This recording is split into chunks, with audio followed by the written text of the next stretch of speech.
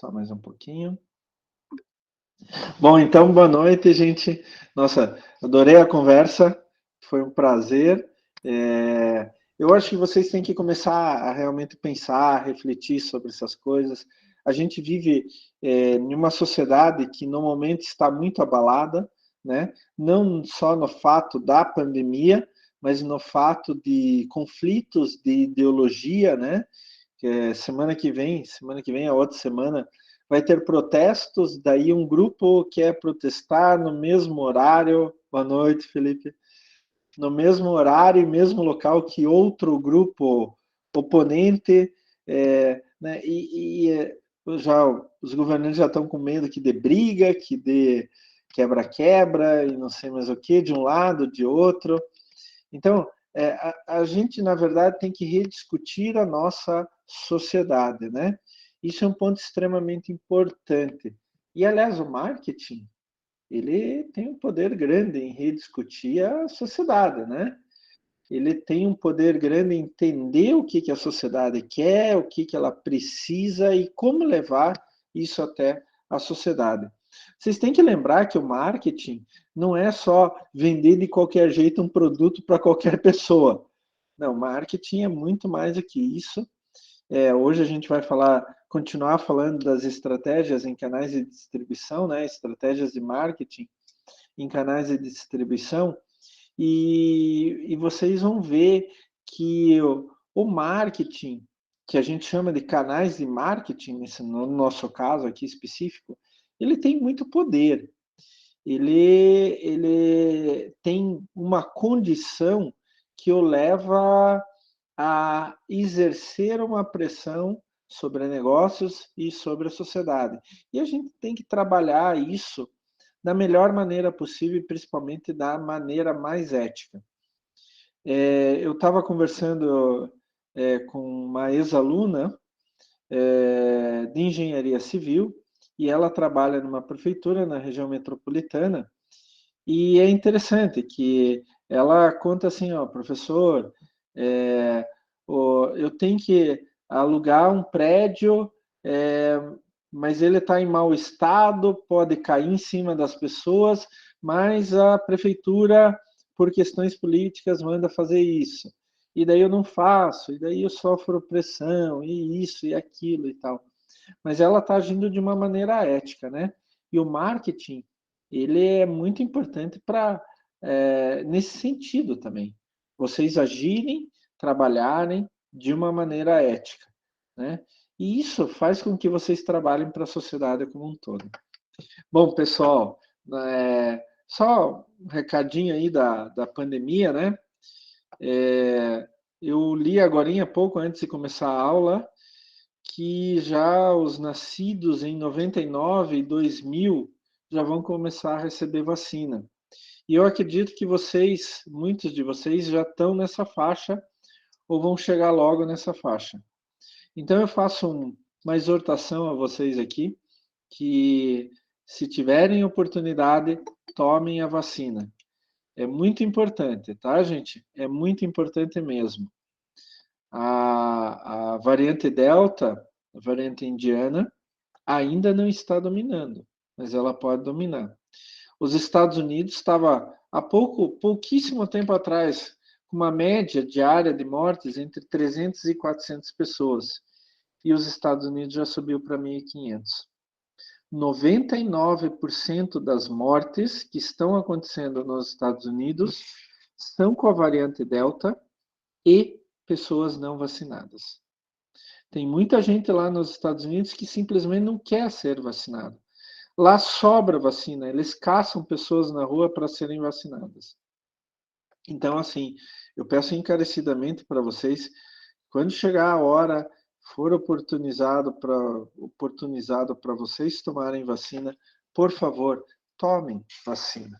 Quanto mais pessoas tomarem vacinas, menor a chance da variedade Delta tomar conta e outras variantes que porventura venham ao longo do tempo, tá? Já tem uma conversa aqui no Brasil que os idosos, e daí se inclui minha mãe, que tomou a segunda dose da Coronavac Poxa vida, acho que foi março, final de março, comecinho de abril, eu acho que foi. Eles vão tomar uma terceira dose a partir de agora de setembro.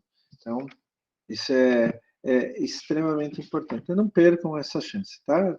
Tá morrendo muita gente jovem já com isso. Bom, vamos lá, dando o recado, eu quero compartilhar o nosso material da aula de hoje. A gente vai continuar falando estratégias de distribuição em marketing. Então, a gente começou a falar alguma coisa semana passada, como são os canais de distribuição, né? E principalmente a ligação deles com o marketing. E é importante que a gente discuta mais alguns pontos. Mas o mais importante, gente, como eu sempre falo para vocês, sabe o que é um tipo de exercício que vocês podem fazer? Não é nem exercício que o professor dá. O professor pode dar, vocês têm muitos professores que fazem isso, dão vários exercícios, a gente faz a atividade de frequência e tudo, mas o melhor exercício que vocês podem fazer é pegar um negócio, por exemplo, onde vocês trabalham, e pensar: o que aconteceria se eu fizesse isso? Se eu fizesse aquilo? Se acontecesse tal coisa? O que aconteceria com a minha empresa, ou a empresa onde que eu trabalho? Aumentaria a venda? Diminuiria a venda? Eu atingiria mais pessoas? Então, não é só vocês, prestem muita atenção, hein, gente?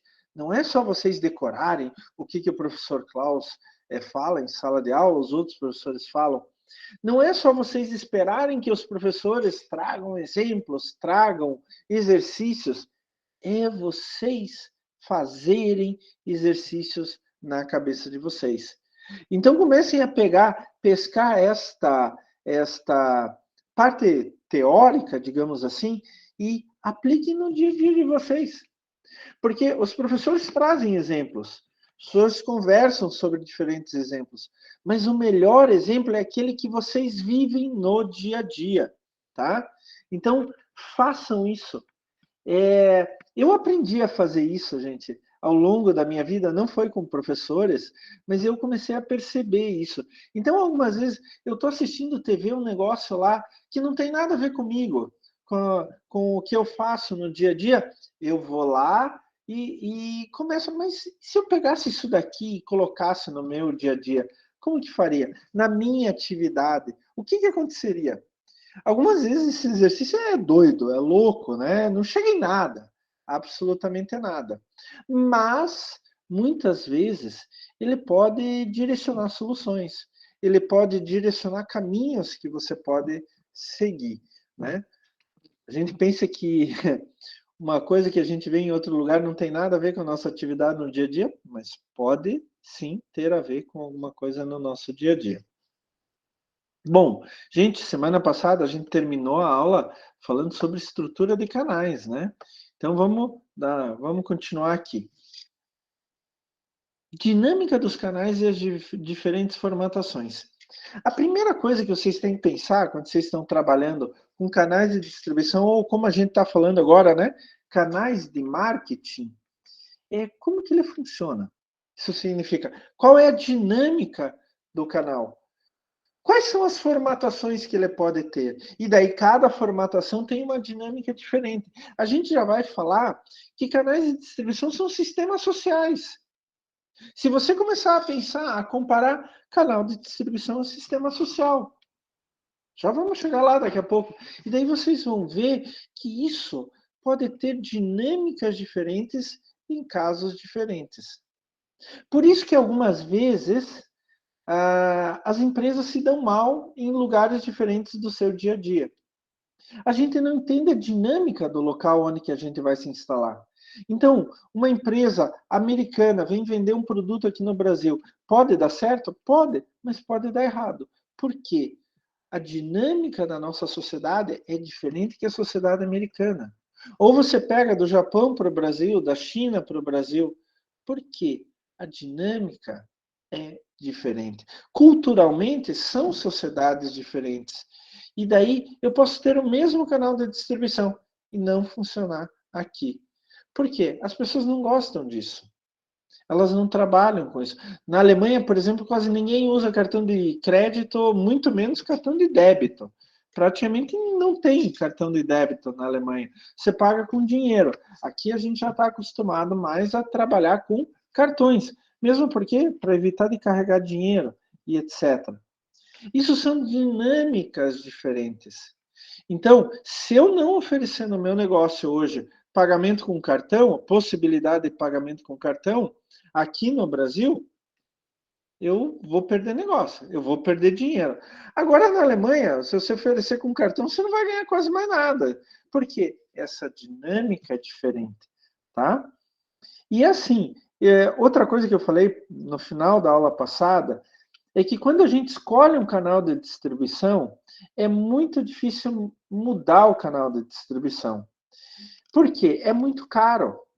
Então, eu quero distribuir o meu produto é comum, o meu produto é de baixo valor agregado e todo mundo usa o tempo todo. Eu quero distribuir pelo Brasil inteiro. Eu vou eleger um canal de distribuição com seus intermediários. Ah, agora eu quero mudar. Ah, acordei de mau humor. Ah, briguei com a minha mulher, briguei com o meu cachorro. Ah, briguei com meu filho. Eu quero mudar. Não.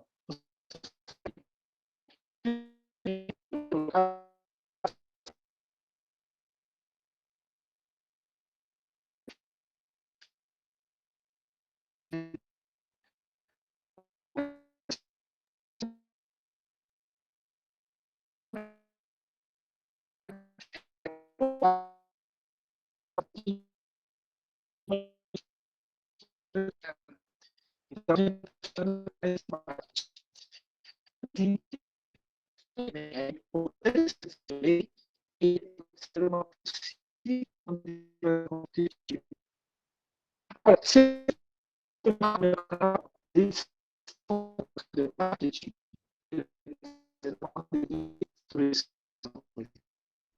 primeira coisa, a gente tem que escolher bem.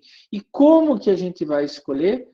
Em função das diferentes formatações e das dinâmicas de cada canal. Então, eu tenho que estudar os tipos de canais, suas atribuições, papéis, capacidade de gerenciamento de disputa, a gente já vai falar daqui a pouco. Todos os canais de distribuição têm disputas envolvidas em um nível ou outro e assim por diante. Existem, a gente pode dizer assim, existem 3 grandes tipos de canais de distribuição, que é o primeiro, o canal vertical.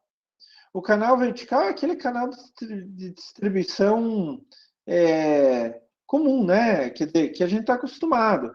Então tem o produtor, e daí tem intermediários, pode ser atacadista, varejista, por exemplo, que a gente vai ter aula específica para isso. E tem o cliente final. É um canal vertical. É o mais comum de todos, tá? É o que se usa normalmente. E importante a gente saber que num canal vertical, deixa eu pegar só aqui a caneta. Um canal vertical, a ideia é que produtor, atacadista, varejista, seja qual intermediário você tiver no meio, né?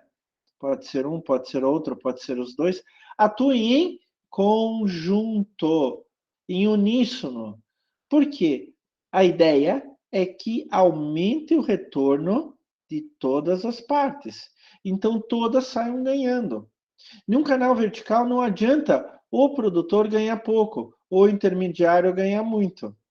Todos têm que ganhar, ou os intermediários. É o caso, eu acho que eu já comentei da cadeia do leite, por exemplo, né? Que quando você tem aqueles pequenos produtores, um sítiozinho, ele tem 4, 5 vacas e tal, daí ele coloca naqueles tonéis, deixa ali na frente, daí vem o caminhãozinho pegar. Ou, muitas vezes, vem pessoas, o senhor tem leite para vender e tal. Daí, como ele não tem valor agregado, muito pouco valor agregado, ele não pode levar até a indústria, ele não consegue refrigerar, guardar e etc., ele acaba dependendo dos intermediários. E ele acaba aceitando um preço muito baixo. Muitos desses sítiozinhos, eles não conseguem sobreviver, tá?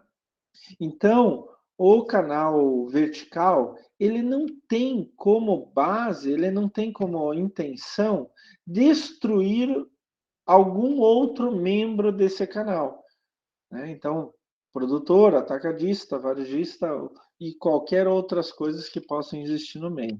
Ele tem como intuito básico aumentar o retorno de todas as partes. Daí ele pode ser dividido em 3 grandes grupos: o sistema cooperativo. Então, o fabricante adquire organização varejista, o fabricante, ele fabrica algo e ele compra um varejista. E daí o canal de distribuição é todo dele. Ele acaba tendo maior domínio, uma distribuição maior. Se ele depender de um varejista independente, ele pode não conseguir distribuir tão bem. O sistema administrado, que normalmente existe uma força política ou de prestígio de marca por trás disso, não é uma intenção montar um canal de distribuição em função da sociedade, do produtor, etc., mas em função de força política ou mesmo prestígio. Agora, o sistema dentro do canal vertical mais usado, disparado mais usado, é o sistema contratual, onde simplesmente existe um contrato operacional entre os membros do canal. Olha, o produtor assina um contrato com o atacadista que assina um contrato com o varejista. Uma vez por mês eu vou te levar tanta quantidade, uma vez por dia eu vou te levar tanta quantidade, e assim por diante. Esse é o sistema em canal vertical mais utilizado, disparado mais utilizado, principalmente aqui no Brasil. E ele ainda pode ser dividido em 3 grandes grupos. Deixa eu só fazer uma coisa aqui, gente. Pronto.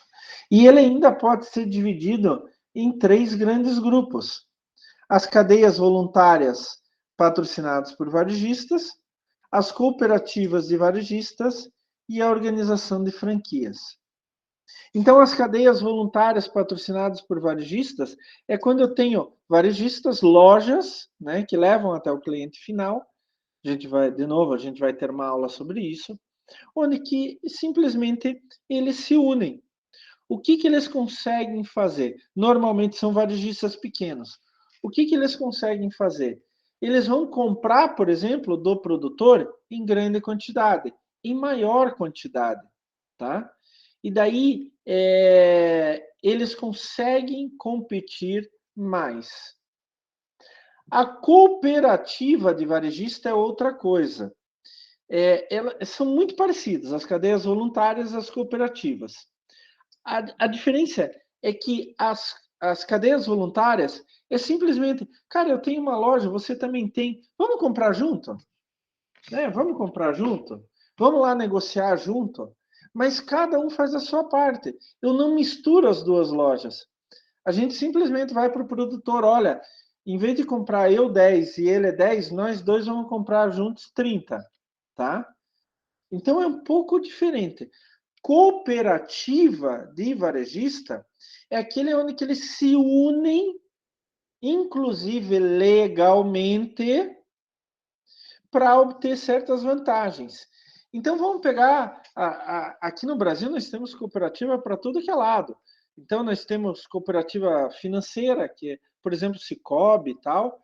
Temos cooperativa médica, a Unimed, e temos cooperativas agrícolas, como a Coamo, Copavel. Aliás, as maiores cooperativas do Brasil são as cooperativas agrícolas, e a maior delas é a Coamo, aqui no interior do Paraná, a cooperativa de Campo Mourão, tá? Por isso Coamo.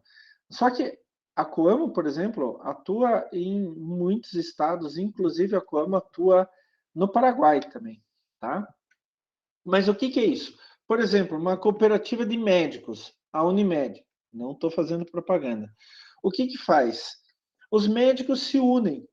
Eles se unem embaixo de um grande guarda-chuva. Cada médico, ele, na verdade, é dono de uma parte da Unimed. Inclusive, quando a Unimed faz o balanço dela, toda a cooperativa acontece isso, e tem lucro, esse lucro é distribuído pelos médicos. Porque eles são como se fossem cotistas, sócios, tá? Então, no caso aqui dos canais de distribuição, o que os varejistas fazem? Eles se unem, eles se tornam cotistas de uma nova empresa que vai administrar o canal de distribuição ou vai atuar em um certo canal de distribuição. Então, eu posso pegar várias pequenas lojas de roupas, elas se unem e formam uma nova empresa. Cada loja tem uma cota, tem uma parte dessa nova empresa. E daí a nova empresa vai comprar direto lá dos fabricantes de roupa em quantidades enormes e vai distribuir pelos diferentes lojinhas. Então ela acaba sendo, ou cada lojinha acaba sendo um sócio da nova empresa. E daí no sistema contratual tem a organização de franquias, a gente também vai ter uma aula sobre isso, e está bem comum franquia, né? Onde que é assim, eu sou dono de uma empresa qualquer, que tem nome, que tem know-how, etc. Daí eu dou a possibilidade de alguém investir numa unidade da minha empresa em outro lugar. Ele vai ter que pagar uma cota, vai ter que pagar isso, vai ter que pagar aquilo e tal. Mas ele tem uma grande facilidade. Então vamos pegar o exemplo do McDonald's, né? Que talvez seja a maior franquia do mundo atualmente, é uma das maiores, né? E mais antigas, inclusive. Então, eu quero abrir um McDonald's. Posso? Posso. Então, eu vou lá no McDonald's, na sede do Brasil, e olha, eu quero abrir um McDonald's em Marechal Malé, no interior. Não tem nenhum McDonald's lá, nem sei se tem. Mas o que acontece? Por que eu quero McDonald's? Porque o McDonald's tem nome. Porque o McDonald's é famoso. Como não tem McDonald's em Marechal Malé, de novo, não sei se tem ou não, só estou usando uma figura de linguagem, vai chegar lá, será novidade, todo mundo já ouviu falar. Pronto. Eu vou ter movimento. Agora, se eu abrir lá, Hamburgueria do Klaus, lá em Marechal Malé, alguém vai? Talvez os amigos do Klaus, família do Klaus. Mas o Klaus vai ter que fazer muita propaganda para atrair cliente. Agora, se ele chegar, abre um McDonald's lá, com letreiro e tal, ele vai ganhar cliente na hora. Vai ter um monte de gente que, McDonald's, eu sempre ouço do McDonald's, etc. Isso é a organização de franquias. Então, o membro do canal serve de elemento de ligação para diferentes etapas do processo de produção e distribuição. Então, assim, na franquia, eu vou ter que seguir o letreiro do McDonald's, eu vou ter que seguir o cardápio do McDonald's, eu vou ter que seguir os preços do McDonald's, eu vou ter que seguir a receita do McDonald's, eu vou ter que seguir o material, a matéria-prima do McDonald's. Então eu vou receber o pão pronto, eu vou receber o hambúrguer pronto, eu vou receber o ketchup pronto, o molho teste, que agora dá para comprar, né? Até não é ruimzinho o molho teste, eu experimentei esses dias, aqui em casa gosto muito do Big Teste, eu nunca tinha comido, mas é até bonzinho. Então, eu vou receber tudo e vou distribuir. Por isso que franquia é considerado um canal de distribuição, pessoal. Porque eu vou receber o produto, só que eu não vou só receber o produto, eu vou receber tudo que está em volta do produto. Toda a questão de marketing, de cultura, e que está em volta daquele produto. E daí eu vou vender para o meu cliente final. Então, isso também é um contrato, é um tipo de contrato, né? Vejam lá, um contrato operacional entre os membros do canal. E o sistema contratual de um canal de vertical é o mais utilizado. E daí ele vai fazendo por cadeia voluntária, onde que as lojas continuam independentes, cada uma por si, só se unem para comprar mais, por preço melhor. As cooperativas de varejista, onde elas se unem e formam uma nova empresa, cada uma é um cotista, é um sócio da empresa, e a organização de franquias, onde eu pago para usar o nome, usar a estrutura, usar os produtos, a matéria-prima, e eu não preciso fazer mais nada, né? Então eu vou abrir lá o McDonald's e daí eu, particularmente, não preciso fazer propaganda. Eu pago até, depende do contrato de franquia, uma taxa para propaganda, né? Porque você vai se beneficiar também. Mas são 3 questões diferentes. Aqui eu fiz só coloquei aqui um desenhozinho, né?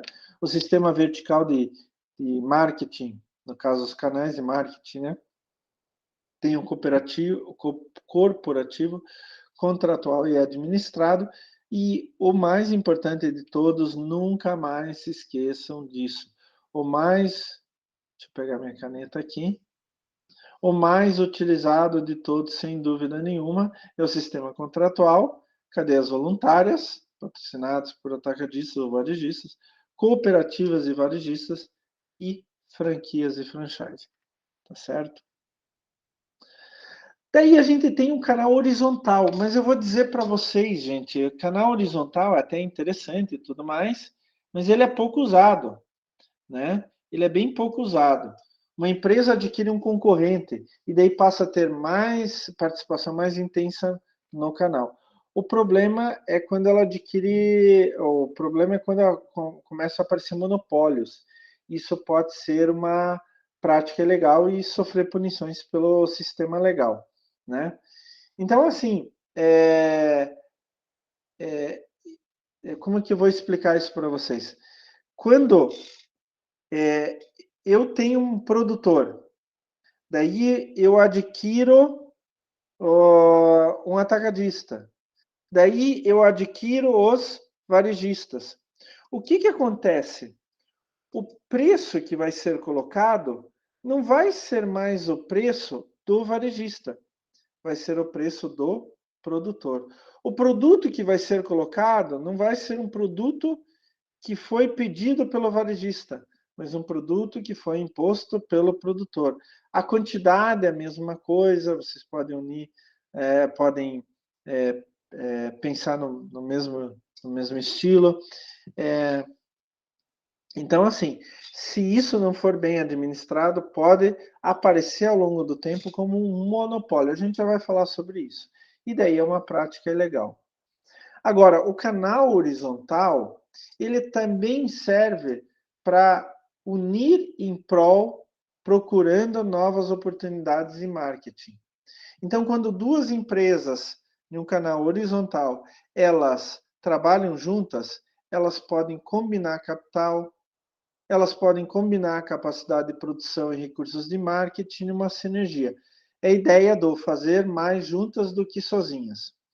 E esse é o caso, eu comentei aula passada também com vocês, é o caso das empresas aéreas, né?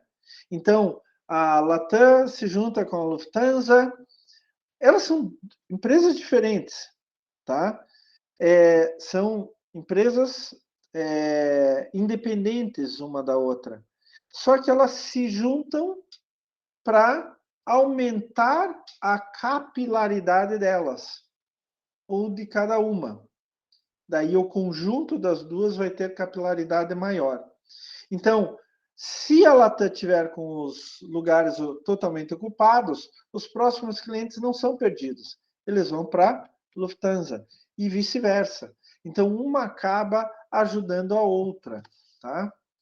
E isso pode ser de forma temporária ou permanente. Eu dei exemplo das empresas aéreas porque é exatamente um canal horizontal, não é um canal vertical, é um canal horizontal. E, obviamente, tem o canal híbrido, né, que é a distribuição multicanal. Uma única empresa adquire 2 ou mais canais de marketing, canais de distribuição, para atingir mais de um segmento de cliente. Tá? O canal híbrido ele é preferido em mercados grandes e complexos. Isso dá oportunidade das empresas se adaptarem melhor ao tipo de cliente nos diferentes lugares e maior cobertura de mercado. Por exemplo, vamos pegar o Brasil. Você pega o Nordeste do Brasil, ele tem características diferentes do Sudeste, que tem características diferentes do Sul. Isso são questões inerentes a cada população, a cada sociedade. Então, nós aqui no Sul agimos diferente do que o Sudeste, que age diferente do que o Nordeste. Eu não estou falando que um é melhor ou pior do que o outro, pelo amor de Deus. Uma vez eu vi, isso eu tenho que falar até, uma vez eu vi aquele Ciro Gomes, né, que já foi candidato à presidência, falar que no sul do Brasil todo mundo é nazista. Não, não, espera aí. Não é bem assim. Eu não sou nazista. Eu acho que vocês também não são nazistas, né? Mas quando eu falo que há diferenças entre pontos diferentes do Brasil, é porque as sociedades, em cada um desses pontos, teve influências diferentes e acaba pensando de formas diferentes. Isso é normal. O problema é que torna o mercado complexo.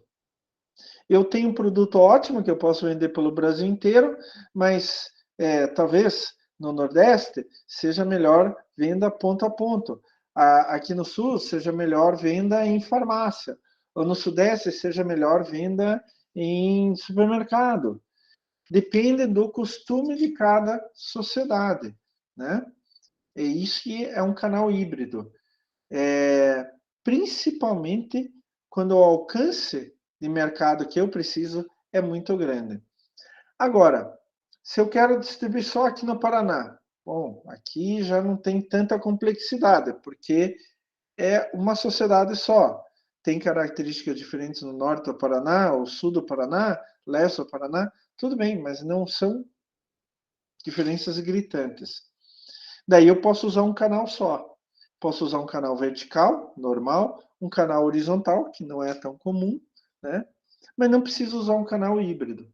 Agora, meus objetivos de mercado é Paraná e Pernambuco. Bom, eles têm características diferentes. Daí eu uso um canal para lá e um canal para cá. Isso que a gente chama canal híbrido ou sistema de distribuição multicanal. Aí, pessoal, de novo, eu sempre fico falando, né? Vocês podem interromper, pessoal, não precisa nem levantar a mão, já vai falando, tá? Professor, mas assim, assado, tá? Não tem problema, tá? Prof, eu só vou pedir para o senhor só voltar um pouquinho esse slide, que eu estava só anotando ali a última fraseologia, por favor. Muito obrigado. Mas é o Luan, né? Isso. Luan, mas os slides já estão lá no portal, tá? No Tá, Aba, tá? Independente de qualquer coisa, eu sempre coloco os slides também lá. perfeito, obrigado. Mas pode passar, então. Gente, eu comentei algo com vocês e agora eu quero que vocês comecem a pensar sobre isso, né? O Rosenblum fala que canal de marketing, canal de distribuição, que a gente chama de canal de marketing também, é como se fosse um sistema social, né? Primeiro a gente tem que pensar o que é um sistema social. Então eu coloquei aqui, olha, é um sistema, deixa eu pegar minha caneta aqui, é um sistema gerado por qualquer processo de interação no nível sociocultural entre dois ou mais atores. E esses atores podem ser indivíduos, eu, você, você e você, ou coletividades, né? Toda uma cidade, todo um estado ou todo um país. Então, qualquer tipo de interação. Eu vou conversar com tal pessoa, eu vou conversar com a outra pessoa, eu vou, sei lá, jogar futebol com um, eu vou discutir política com o outro. Isso é uma interação. E todas as interações são diferentes, né? Todas. Todas as interações são diferentes. Vai depender das características de cada um dos atores envolvidos. Isso é um sistema social, não é? Então, quando eu vou dar aula para vocês, é um sistema social, porque eu estou interagindo com vocês. Né? Quando vocês vão no bar lá, falar besteira, se divertir, é um sistema social, porque vocês interagem um com o outro. Quando eu vou num jogo de futebol, né, torcer pro Coxa, primeiro colocado na segunda divisão, né? É isso aí, né, gente? Isso aí. Vamos voltar para a primeira. É um sistema social. Porque eu vou interagir com os outros torcedores, eu vou interagir com os jogadores e assim por diante. E existe uma ligação entre canais de distribuição, canais de marketing e sistemas sociais. Vocês já notaram isso? Já notaram? Comecem a pensar. Comecem a pensar. Por que o McDonald's não tem tanto sucesso na Índia?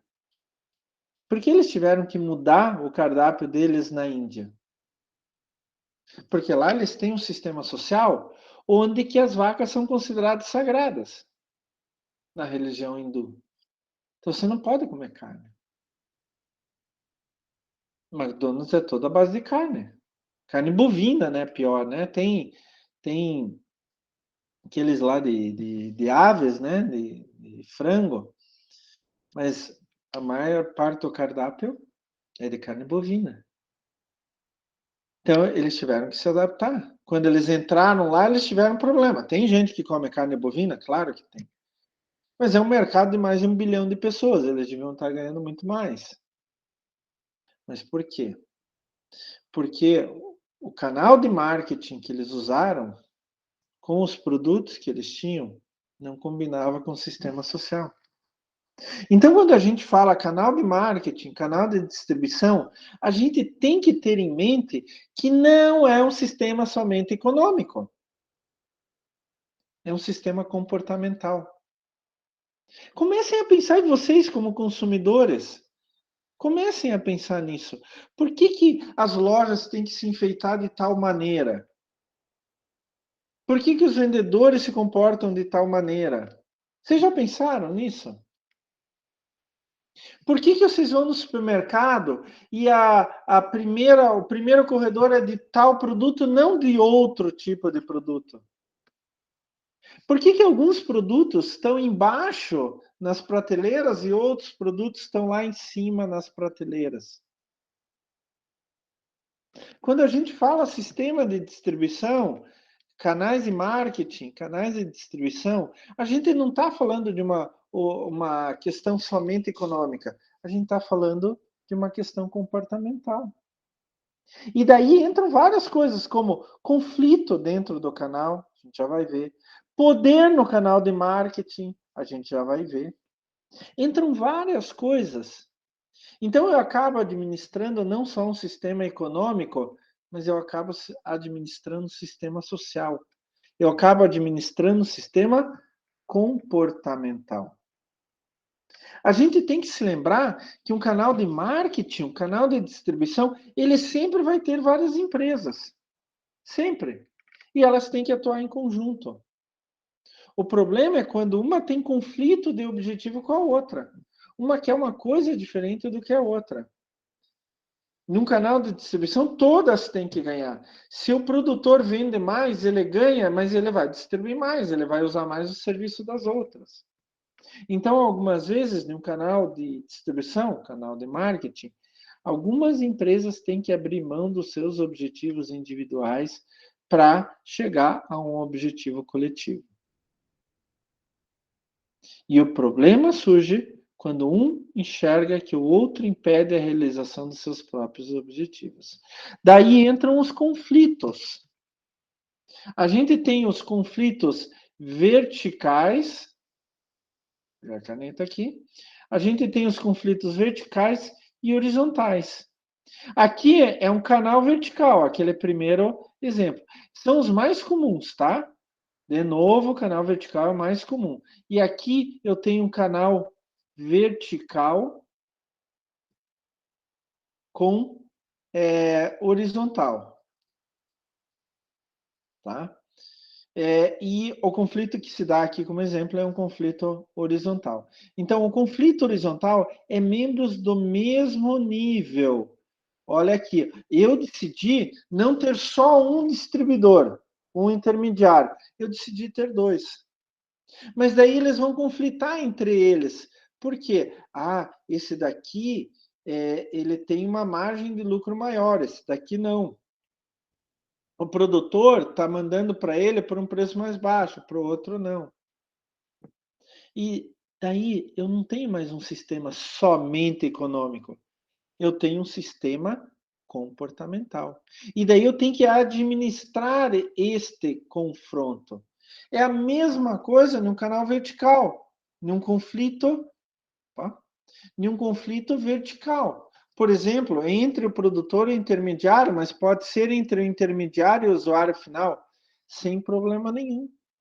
Não tem a quantidade que eu quero. O intermediário fala para o produtor, olha, mas eu preciso 1.000 unidades por dia, você só me traz 500. Não, mas nesse preço que você me vende, eu não vou ter lucro para revender, porque tem concorrentes e etc. Você tem que mudar o teu modelo, o modelo do teu produto, e assim por diante. Então, podem surgir conflitos verticais que a gente tem que administrar. A gente sempre fala que os conflitos sempre aparecem a partir da competição. Um quer levar vantagem sobre o outro. No conflito vertical, intermediário, nesse caso aqui, quer levar vantagem sobre o produtor, ou o produtor quer levar vantagem sobre o intermediário. No conflito horizontal, o A e o B, um quer levar vantagem sobre o outro. Isto é bom até um tempo. Onde que daí eu vou me esforçar para vender mais, onde que eu vou me esforçar para mandar mais rápido, e assim por diante. Até um certo ponto. Depois vira guerra. Isso é muito fácil de se entender. É muito fácil de se entender. Entre intermediários, pior ainda no conflito horizontal. Porque algumas vezes você não pode, por exemplo, abrir um canal de distribuição com o intermediário A e sobrepor a área de influência com o intermediário B no canal de distribuição sob a influência do intermediário B. Senão vai sobrepor, vai dar guerra. Os dois têm o mesmo produto na mesma área, vai dar guerra. Então, os papéis têm que ser muito bem descritos. O canal que tenha o melhor desempenho de todos é quando tem um participante no canal que administra tudo. Ele vai atribuir papéis, vai administrar conflitos e normalmente é o produtor. Esta empresa, este participante que vai administrar tudo, ele acaba exercendo poder sobre as demais empresas. E daí a gente pode chamar de capitão do canal. Porque eu tenho um canal, pronto, né? Então, deixa eu pegar aqui minha caneta. Eu tenho o canal, vai do A pro B, pro C, pro D e pro cliente final. Digamos que esse seja meu canal. Então, o problema é que eu vou ter conflitos aqui. Se eu tiver aqui o E, o F, o G, que vai até o cliente final, eu vou ter conflitos. Então, eu tenho que ter um participante, por exemplo, o A, que é o chamado capitão do canal. Ele vai atribuir papéis, ele vai administrar conflitos, ele tem o poder de tomar decisões. Quando a gente fala de poder num canal de distribuição, é a capacidade de um membro do canal em controlar ou influenciar o comportamento dos outros. Ele vai dizer assim: você vai se comportar dessa maneira. Você não vai fazer isso, você vai fazer aquilo. Quando a gente fala poder, a gente está falando de habilidade, tá? Mas esse poder, ele tem várias facetas diferentes. Ele pode surgir, e comecem a pensar nisso que vocês vão ver isso acontecendo no dia a dia. Vocês vão começar a visualizar isso acontecendo no dia a dia. Então, o poder, ele serve para legitimar o controle do canal. Então, por exemplo, aqui eu tenho um canal multicanal para chegar o meu produto com vários intermediários até o cliente final. Se eu não tiver um capitão do canal que disciplina isso, pode ser, por exemplo, que aqui no final, vou pegar a caneta de novo, o D e o G briguem. Então, eu tenho que administrar isso, e para isso eu tenho que ter poder. O poder pode vir de diferentes formas. Poder de recompensa. Quando você dá a recompensa com algo desejável para outro. Daí, se outro fica sob influência. Não vou falar muita coisa, mas, por exemplo, política, né? Então, você corrompe um político. Daí, o político fica sob a tua influência. Poder de correção ou poder coercitivo. Se você não fizer isso, vai se dar mal. Então, a punição se o outro não se submeter ao primeiro. Como pode ser lá o capitão do canal A fala, se vocês não fizerem assim, assim, assado, eu vou descredenciar vocês. Eu vou tirar vocês. Poder legítimo ou poder de legitimidade. Quando eu tenho normas que determinam o poder legítimo e o outro tem que aceitar. Prefeito, governador, presidente, o diretor da empresa em relação aos seus funcionários. Ele tem o poder de legitimidade. Ele está numa hierarquia estabelecida, bem clara e aceita por todos, num ponto mais alto. Ele está legitimamente ali no poder. Poder de referência, o poder referente, a meta de um está relacionada à meta de outro. Então, eles fazem uma parceria. Para quê? Alcançar os objetivos. Eu até falo que, assim, um dos poderes que o professor tem em relação aos alunos é o poder de referência. Porque eu quero que vocês cresçam. Eu quero que vocês se tornem excelentes profissionais de marketing. Ótimo, vocês também querem. Nós dois temos a mesma meta. Nós vamos atuar em parceria para alcançar o mesmo objetivo. O professor também tem o poder seguinte, né? Na verdade, os outros dois. Poder de especialidade ou poder de especialista. Um membro tem conhecimento ou habilidades especiais. Então, os outros acabam meio que dependendo daquele membro. E, finalmente, o poder da informação. Eu coloquei em vermelho porque, se vocês viram lá em cima, são 5 bases de poder. Recompensa, correção, legítimo, referência e especialidade. Ué? Mas então, professor, poder por informação é o 6º? Quando só tem 5? É o que ocorre hoje em dia. Quem detém informações valorizadas pelos outros membros do canal de distribuição, manda no canal de distribuição. Porque os outros dependem dele, tá? Isso é muito novo. Isso é muito novo. Isso a gente pode ver nos governos, a gente pode ver nas empresas. Quando você clica no celular, no computador, na internet, em uma certa loja, você está mandando uma informação. Eu gosto disto. Quando eu clico, eu entro numa livraria na internet, eu estou mandando uma informação. Eu gosto de livros.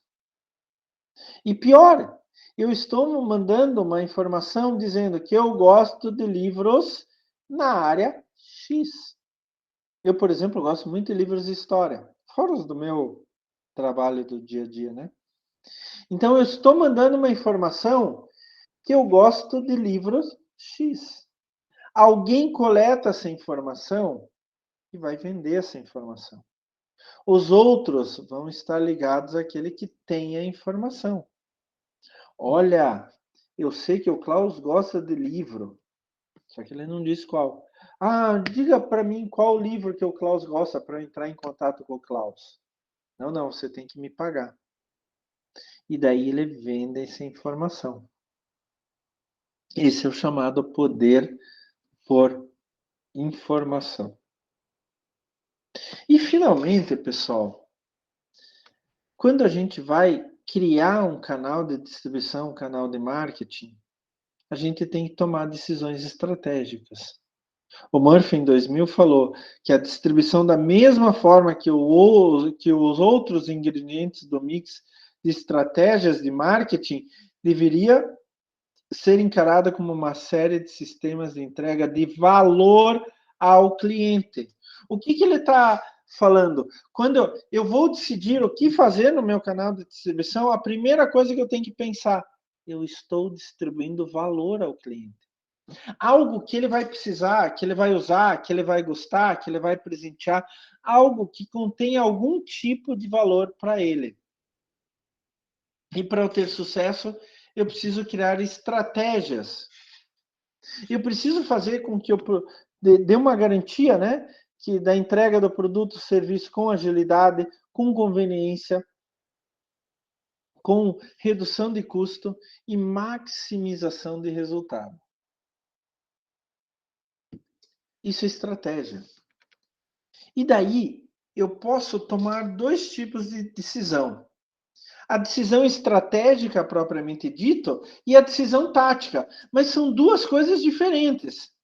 Eu quero que vocês prestem atenção aqui. Quando eu estou falando de decisões estratégicas, é escolher o canal de distribuição intermediários. Quem? Essa é a primeira coisa que eu vou fazer. Quando eu estou falando de decisões táticas, é seleção das empresas específicas para intermediar. Aliás, eu vou até trocar aqui a pergunta, não quem. Vai ficar mais fácil para vocês entenderem. Como?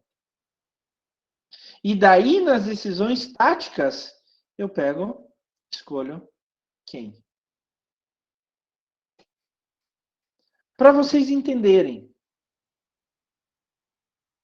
a minha decisão estratégica é distribuir o meu produto por caminhão. Ótimo. É uma decisão estratégica. Como? Por caminhão. Agora, a decisão tática.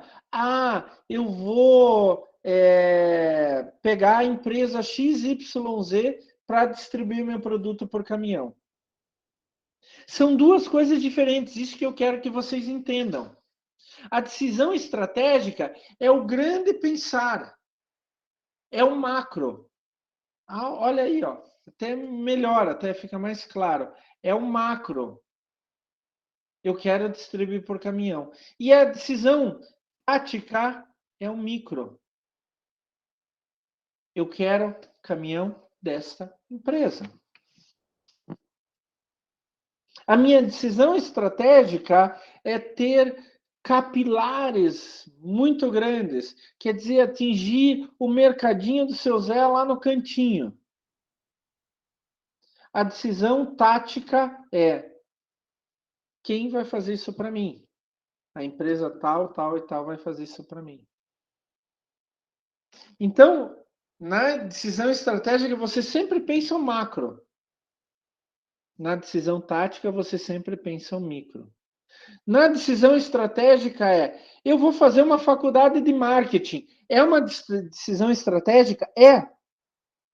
Daí você vai tomar uma decisão tática. Eu vou fazer uma faculdade de marketing lá na Uniandrade.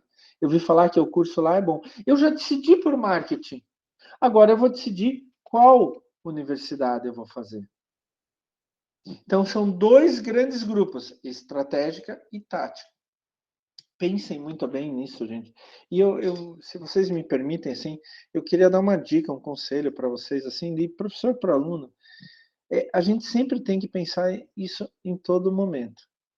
Então, o professor, quando vai fazer uma aula, ele pensa assim, ele primeiro toma essa decisão estratégica. Eu vou falar sobre tal assunto na aula de hoje. Daí ele toma a decisão tática. Eu vou falar sobre tal assunto desta maneira. É assim que a gente tem que pensar no dia a dia dentro de um negócio. Em qualquer coisa do negócio. E no canal de distribuição mais ainda. Tá? Pensem nisso. Comecem a pegar essa ideia de decisões estratégicas e táticas na vida de vocês. Vocês querem ver mais um exemplo? Ó, que veio a cabeça agora para mim. Tá faltando leite em casa. Tá, eu vou no supermercado para comprar leite. É uma decisão estratégica. Tá faltando leite, eu vou no supermercado comprar leite. Uma decisão tática. Eu cheguei no supermercado e tem 10 marcas de leite diferentes. Qual marca que eu vou comprar? Por que eu vou comprar aquela marca? Então lá, tem 5 marcas, 5 valores diferentes. Mas eu gosto mais dessa marca. Tá 10 centavos mais caro, mas eu gosto mais dessa marca. É uma decisão tática. Eu decidi comprar um carro. É uma decisão estratégica. Porque eu preciso do carro para ir para o trabalho, para ir para a aula, etc. Qual carro eu vou comprar? É uma decisão tática. Então comecem a pensar isso. É muito importante para canais de distribuição. Uma das primeiras decisões que você tem que tomar: decisão estratégica e depois decisão tática. E o que eu tenho que pensar nas decisões estratégicas e táticas? Primeiro lugar, necessidade dos clientes. Ai, gente, pelo amor de Deus, né? Isso daqui é hiper básico em marketing, né? Hiper básico em marketing. Vocês entram na faculdade aprendendo isso e saem da faculdade aprendendo isso. O tempo todo é falado isso, né? Então, daí eu posso pensar, por exemplo, necessidade dos meus clientes, principalmente se for um cliente não pessoa jurídica. Tamanho de lote, número de unidades que o cliente quer adquirir. Eu não vou determinar o número de unidades que o cliente vai adquirir. Ele tem que determinar. Tempo de espera. Quanto tempo o cliente está disposto a esperar? Inclusive, esses dias eu vi uma propaganda eu acho que era do Wish ou do AliExpress, um dos dois. Era assim: você está disposto a esperar 60 dias?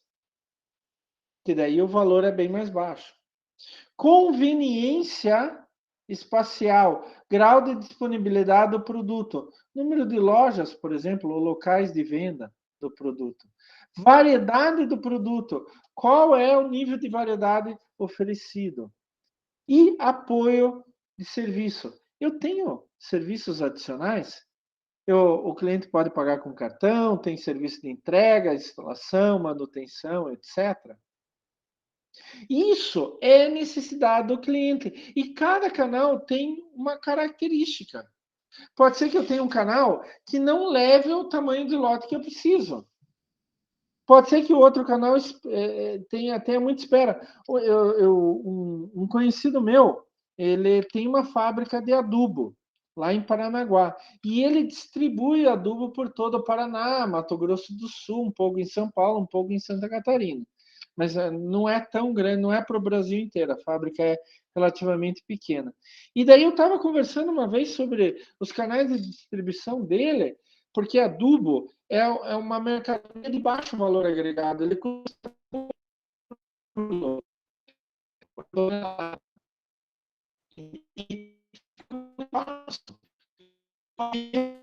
né? Então, o que é para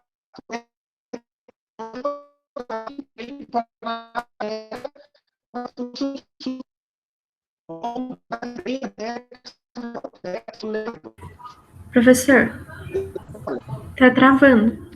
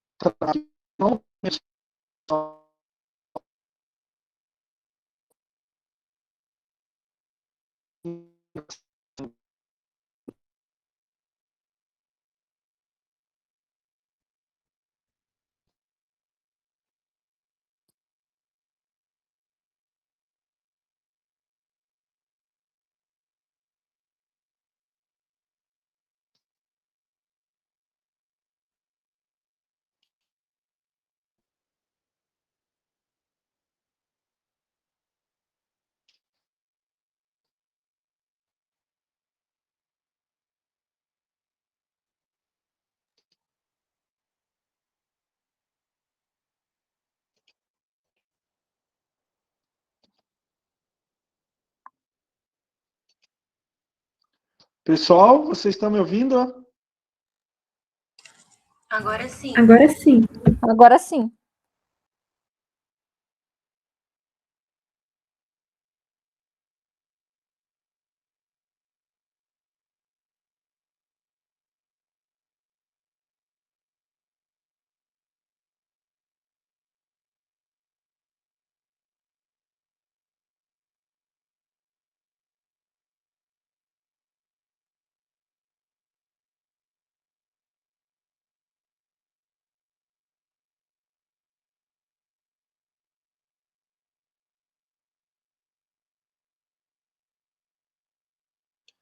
Pessoal, estão me ouvindo? Agora sim, prof. Ah, desculpa, gente. Eu não sei o que aconteceu, não faço a mínima ideia. Imagina, internet, né? Internet. Eu sempre falo, né? Tecnologia é boa quando funciona. Mas vamos lá, continua sendo gravado aqui. Aonde que vocês conseguiram me ouvir? Até onde? Alguém pode me falar? Alô, Eu pessoal? acho que você ia começar a explicar o B, estabelecimento de objetos e limitações para os canais. Tá, então vamos lá, deixa eu. Então, estão vendo o slide? Agora estão vendo, né? Isso. Sim. Tá. Então, a primeira coisa, quando a gente vai tomar, deixa eu só voltar aqui um instantezinho. A primeira coisa, quando a gente vai tomar decisões estratégicas, a gente tem que levar em conta a necessidade dos clientes. Então, eu tenho que pegar uma empresa que possa transportar, distribuir os lotes do tamanho que eu preciso, no tempo que eu preciso, na conveniência espacial, os locais que eu preciso, o número de variedades diferentes de produtos que eu preciso distribuir e que tenha os apoios de serviços adicionais que eu preciso. Então, é mais ou menos assim, gente. Olha, deixa eu pegar minha caneta aqui de novo. É mais ou menos assim. O que eles compram? Quem são os clientes em potencial? Quando compram e onde compram? Né? É algumas perguntas básicas que a gente tem que fazer. Mas, professor, isso é do marketing. Quando eu vou determinar como um canal de distribuição precisa funcionar, a decisão estratégica que eu tenho que tomar é fazer as perguntas do marketing. Fazer as perguntas que a gente já está acostumado. Bom, daí o segundo item é o estabelecimento, que é o segundo item para a gente. Opa, perdão.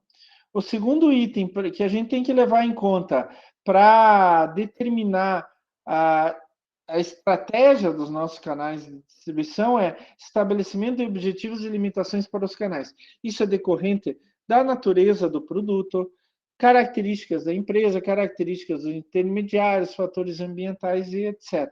Então, aqui é um exemplozinho do Ryan Schaeff, de 2000, bem interessante, porque ele fala o seguinte: todos os homens nos Estados Unidos com idade superior a 15 anos são potenciais compradores de lâminas de barbear. No caso aqui, a Gillette Sensor. Né? Então, por quê? Tem barba. Então, eles precisam fazer a barba. Então, vão comprar lâmina. É bastante gente. A gente precisa ter um canal de distribuição longo. Já falei isso na aula passada para vocês. Porque eu tenho vários intermediários para chegar em maior número de locais possível. Desde chegar no Walmart até chegar lá no armazém de seu Zé. Agora, eu tenho outros tipos de mercado que são diferentes. Por exemplo, o mercado de caminhões MAC. O mercado total desses caminhões nos Estados Unidos é de 300 mil clientes. Não é de 100 milhões como da lâmina de barbear Gillette Sensor. Então, são situações diferentes. Eu tenho objetivos diferentes, eu tenho limitações diferentes. Todo homem que vai comprar um caminhão, pode ser que ele compre Gillette Sensor. Mas nem todo homem que comprar Gillette Sensor vai comprar um caminhão. Então, vocês notaram como o objetivo de cada um desses Gillette Sensor e caminhão é diferente? Que as limitações são diferentes, enquanto o Gillette Sensor tem 100 milhões de potenciais clientes, o caminhão tem mercado para no máximo 300 mil. Isso durante anos. Já o Gillette, eu vou comprar sempre. Eu vou otimizar. Legal, eu tenho que comprar outro, tem que comprar outro, tem que comprar outro. E assim por diante. Então, uma decisão estratégica que vocês têm que tomar é em relação aos objetivos e limitações. Isto que vai determinar o canal. O canal do mercado de caminhões é curto. Vai da fábrica para o revendedor. E daí o cliente que está interessado vai ao revendedor. Já o canal do Gillette Sensor é muito longo. Porque eu preciso fazer chegar lá na venda do seu Zé, lá no Cafundá do Judas. Né? Então eu vou acabar usando o maior número de intermediários. Qual é o meu objetivo? Quais são as minhas limitações? Então a gente tem que pensar que o projeto de canal tem que se adaptar ao grande ambiente. E esse grande ambiente leva em consideração duas coisas: a situação econômica e a situação política. E a gente está vivendo nisso agora, né? A gente está vivendo uma situação econômica extremamente desfavorável, onde eu tenho que enxugar os canais e tirar aqueles serviços não essenciais para baixar o custo. A situação política, a gente está vivendo uma situação política ideológica muito forte agora, nesse momento, né, já há alguns anos, para falar a verdade. Mas essa situação política traz leis e restrições legais. Pode ser, por exemplo, a redução da concorrência, criação de monopólio, ou aumento da concorrência, destruição de monopólios e assim por diante. Então, a gente tem que levar em conta, no projeto canal, nas nossas decisões estratégicas, como está a situação econômica. Pô, o Brasil está de vento em popa, professor. Nunca teve tão bem o Brasil. Ótimo. Então, o número de intermediários, etc., não vai fazer tanta diferença para a gente. Ah, professor, não tem ninguém comprando, então eu tenho que abaixar meu preço. O número de intermediários vai fazer diferença. A mesma coisa a situação política, né? Enquanto um tipo de governo ele restringe a concorrência, ele restringe a mobilidade, não sei o quê, outro tipo de governo faz ao contrário, ou vice-versa. A gente tem que pensar nisso. Como que é o nosso mercado? Vocês já viram isso daqui? A tabelinha bem legal, né? Formas de mercado e características. E daí eu vou ter canais de distribuição diferentes. Concorrência perfeita, monopólio monopsônio, oligopólio oligopsônio e concorrência monopolística. O que é isso? Concorrência perfeita é o mercado ideal. Eu tenho muitos concorrentes, o produto é homogêneo. Então, né, vamos pegar arroz. Arroz é uma concorrência perfeita. Por quê? Todo mundo tem um monte de empresas vendendo arroz. Será que é um exemplo bom?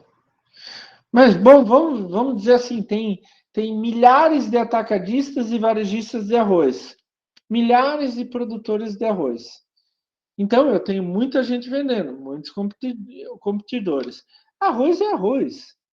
Né? Tem qualidade 1, 2, 3, sei lá, mas a 1 é sempre 1 para qualquer vendedor, a 2 é sempre 2 para qualquer vendedor. Qual é o domínio sobre o preço? Os vendedores não têm domínio. Quem tem domínio sobre o preço é o produtor. Se produzir menos, mais o mesmo tanto de gente quer, tem menos produto à venda, o preço vai subir. Concorrência extra preço, não é possível. Ah, eu vou fazer um arroz colorido. Ah, eu vou fazer um arroz cor-de-rosa para tal grupo gostar mais. Eu vou fazer um arroz azul para tal grupo gostar mais. Eu vou, sei lá, fazer um arroz com asinha. Sei lá. Não é possível. Arroz é arroz. E entrada de novos concorrentes. Ah, qualquer um pode vender arroz por aí.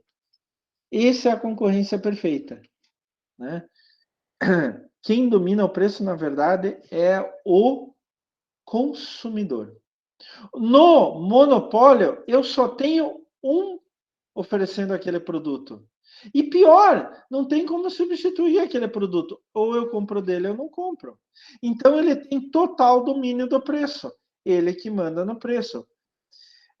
Concorrência extra preço. E ninguém entra no mercado. Ninguém entra no mercado. Né? Então, entrada de novos concorrentes, impossível. Era o caso do petróleo antigamente, hoje já não é mais assim, já não tem monopólio total, mas uma boa parte ainda é da Petrobras. Monopsônio é quando eu tenho um comprador só. Monopólio é quando eu tenho um vendedor só. Oligopólio, eu tenho alguns poucos vendedores, produtor ou vendedor. O produto pode ser homogêneo, pode ser diferenciado. Ele pode diferir um pouco do outro. O domínio sobre o preço é grande.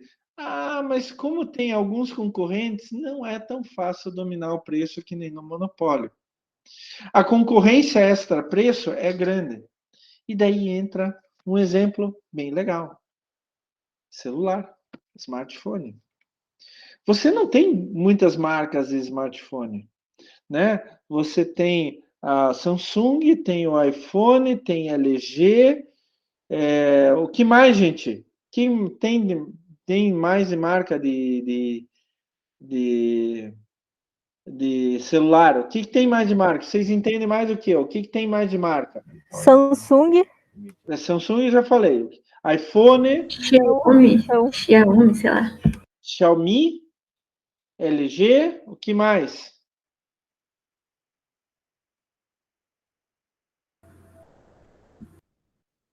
Olha só. Nem vocês mais sabem direito. Isso significa o quê? Que tem poucas. O produto é smartphone. Eu vou bater numa tecla, vou ligar, vou ver internet. Todos fazem a mesma coisa. Eu vou tirar foto. É um oligopólio. O domínio sobre o preço é grande. A Samsung coloca o preço que ela quiser. Não é bem assim. Ela tem que ver quanto o concorrente dela está fazendo por um produto similar. A concorrência é extra-preço, maravilhosa. Olha, o meu celular, ele tem tal função que o outro não tem. Ele continua um celular, continua com as coisas básicas que todos os outros têm. Mas ele tem um processador mais rápido, porque ele não tem. E entrada de novos concorrentes é difícil, porque produzir um celular não é qualquer um que faz, né? Isso é um oligopólio. E concorrência monopolística é quando eu tenho muitos competidores, mas o produto é muito diferenciado um para o outro. Isso é bem raro acontecer, tá?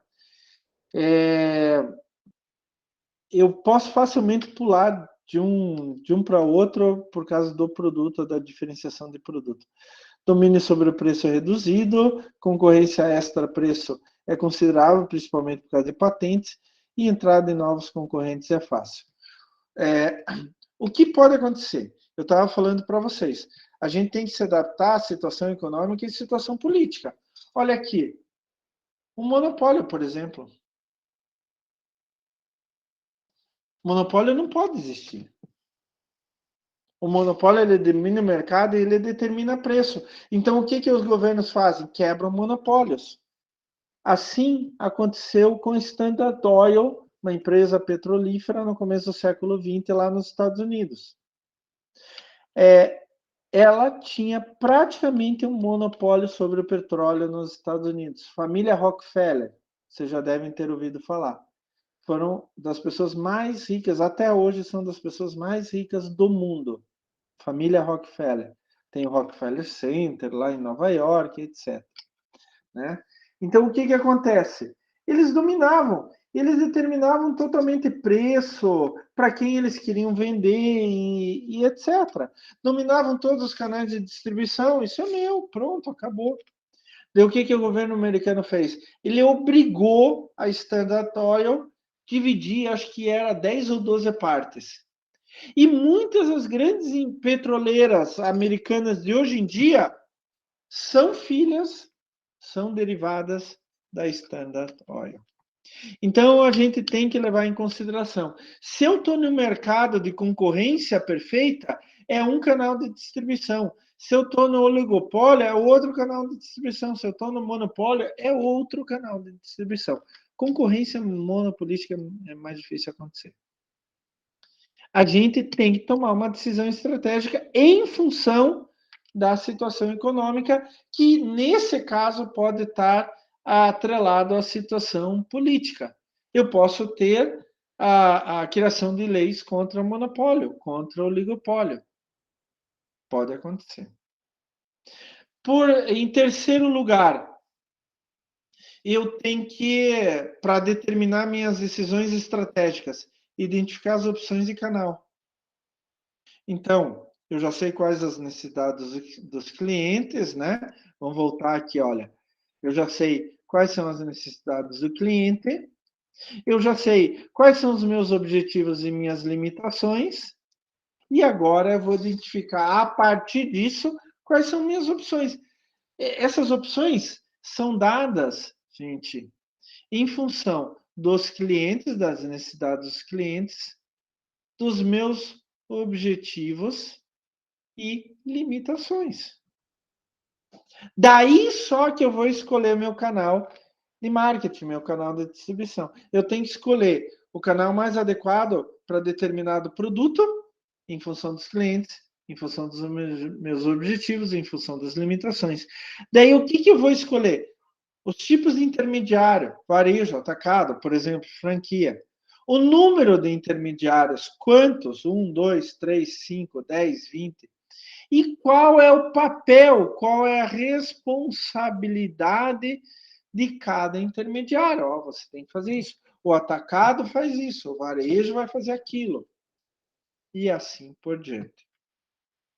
E, finalmente, eu tenho que avaliar, né? Tá dando certo o canal que eu quero? Tá dando certo? Tá dando errado? Eu tô dando uma boa aula ou tô dando uma aula ruim? E a gente pode avaliar esses canais de distribuição depois de eles funcionando pela cobertura do mercado, né? Então, por exemplo, quanto mais longo o canal, maior a cobertura.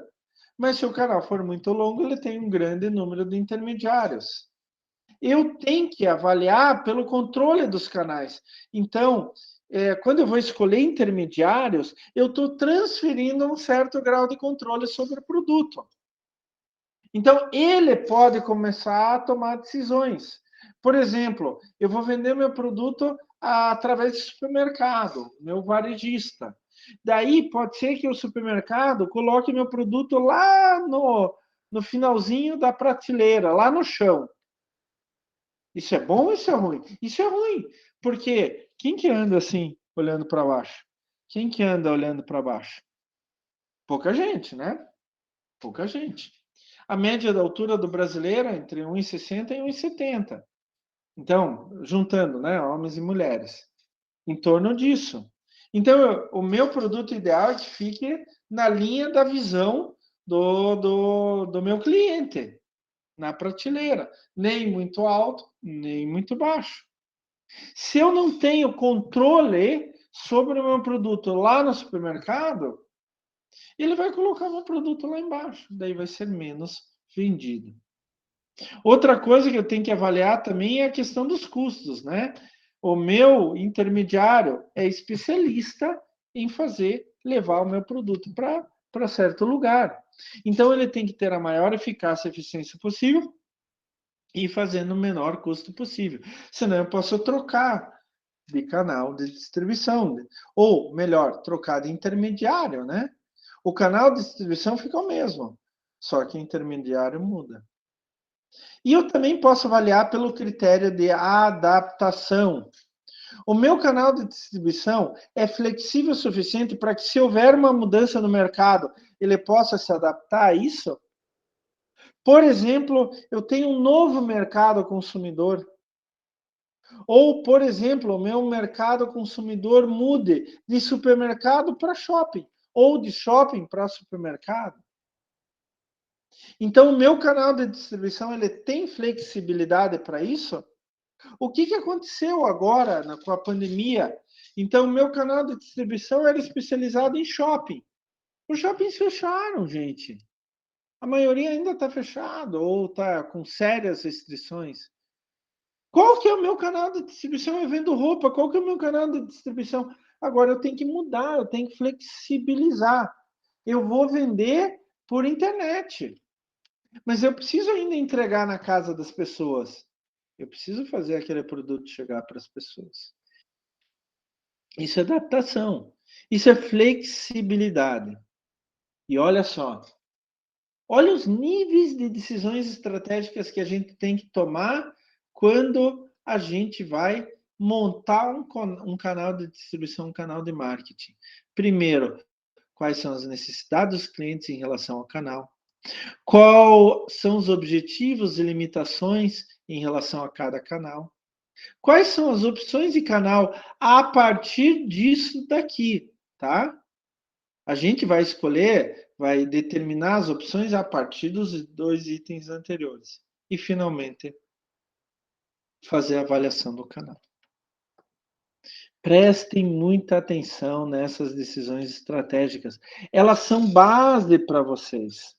Elas são base para vocês. Agora, o grande exercício da aula de hoje é exatamente como que isso funciona no meu dia a dia.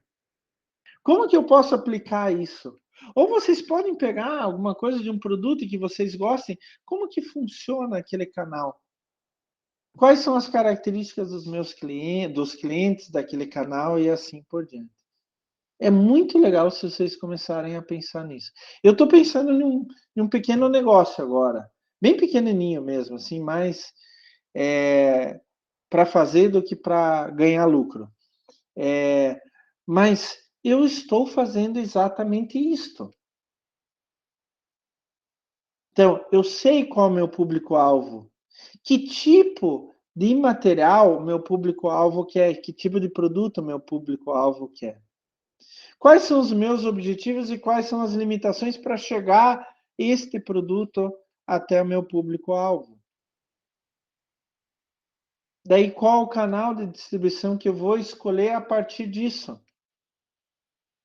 E, finalmente, depois eu tenho que avaliar se está tudo certo, né? Então, é isso que vocês têm que fazer. Eu estou fazendo agora isso. Estou pensando em um micro negócio, né? E eu estou fazendo exatamente esses pontos. E eu não estou fazendo só do meu até o cliente final, eu estou fazendo do meu fornecedor até mim. Eu estou fazendo a mesma ideia do meu fornecedor até mim. Eu não vou produzir nada. Então, eu estou fazendo até mim e depois de mim. É isso que vocês têm que começar a fazer. Pensem nisso. Gente, dúvidas, gente? Dúvidas? Alguém quer fazer uma contribuição? Vocês estão na minha aula ainda, pessoal? Sim. Vocês Mas tá ficam tranquilo, professor. Tá tranquilo? Vocês conseguiram entender mesmo, pessoal? De verdade. Giovana, Luan, conseguiram entender mesmo, de verdade? Sim. Tá? Sim, professor, você explicou bem, é bem simples a forma que você explicou. Não precisa puxar o saco, tá, Giovana? Pode falar bem a verdade. Olha, eu espero um pontinho, né, depois desse elogio. Olha só. Aproveitadora. Tá gravando, ó. Putz, tá gravando. Verdade, professor, não falei nada. Não, tá, tô brincando também, tô brincando. O que eu falo é que vocês não precisam dizer que eu fiz tudo, que eu dei uma aula boa só para agradar. Ninguém aqui tem obrigação de agradar ninguém.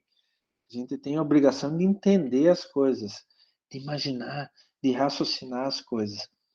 Olha, é um desafio para vocês que eu faço hoje. Quais são as decisões? Escolham um produto qualquer que vocês precisam distribuir, tá? Façam isso depois. Peguem um papel e comecem. Escolham. E daí sigam aqueles 5 passos das decisões estratégicas. Não precisam fazer em detalhes. Pode ser as grandes ideias. A questão é que vocês têm que começar a pensar. Como eu estou fazendo no meu caso agora. Então, quais são as necessidades, objetivos, limitações, opções de canal e assim por diante, eu quero que vocês façam também. Tá bom, gente? Bom, pessoal, não se esqueçam de fazer a atividade de frequência, por favor. 5 minutinhos, não mais do que isso, tá? E daí eu vou querer ver vocês na semana que vem aqui, esperando ansiosamente vocês antes do feriado. Aliás, a gente tem aula na quinta, a gente não vai ter feriado semana que vem, né? Não, vai ser quarta. É terça e quarta. Vocês não escaparam de mim. Não, mas o que é isso, gente? Vai ser legal a gente se ver semana que vem de novo, tá? Fico esperando por vocês até lá, pessoal. Tchau, tchau. Até semana que vem, professor. Boa noite. Bom final de semana. Bom, igualmente para vocês. Tchau, tchau. Boa noite. Boa noite, Tchau, tchau. professor. Boa noite, Jaque. Tchau, tchau para todos.